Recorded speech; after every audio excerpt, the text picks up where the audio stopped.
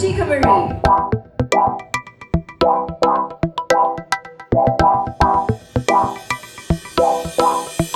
Welcome to All Out Sundays, Chika Marie! Galing! Hi mga ka-idol! Ganun pala dapat. Ganun yun. Chika, ganon. Chika Marie.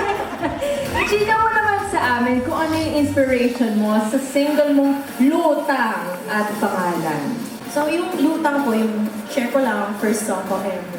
Nasulit ko po siya ng pandemic, so understandably, lahat tayo marang pinagkakaroon na lungkot, pagod. So, I just wanted to write a song to help people feel comfort. It was So, lutang, no? As in, float. Float, opo. Ayun.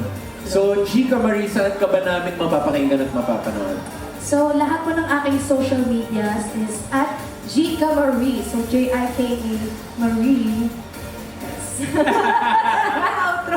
Hindi, alam mo, aliw mo kasi last time na nakita ka namin, nag-front act ka sa Coldplay. Siyempre. Really? Grabe!